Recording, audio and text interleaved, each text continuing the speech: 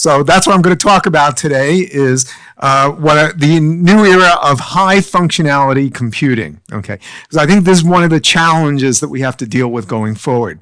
So what does high functionality mean? What do we do with it, and what does AI have to contribute to this problem? So the basic problem, as you all know, is computers are just too damn complicated.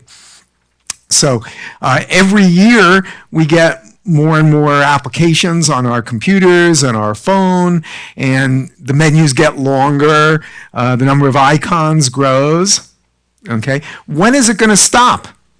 Right. It seems like whenever anybody gets a new idea in computer science, what they do with it is make an app, make a new device, put it on a menu, right? This can't go on forever. We only have so much room on the screen. We only have so many, we can only put so many devices in our pockets, okay?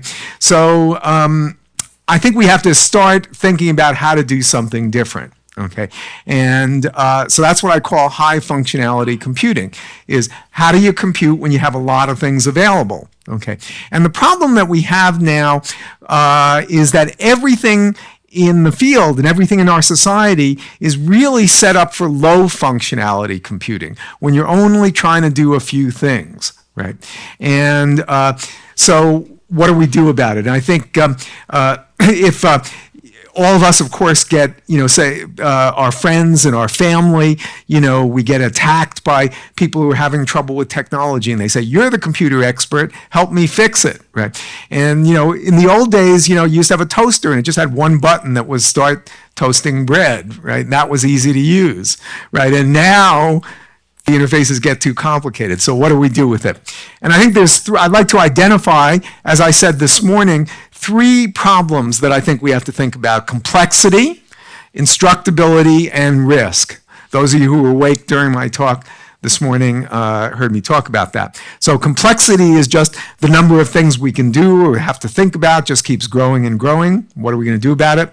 Instructability is, suppose you had a computer that could do anything. How do you tell it what to do? Okay, and the old paradigm was that computer that you pick something on a menu or you type a command and so forth. But when you have a lot of things you can do, that's not really sufficient.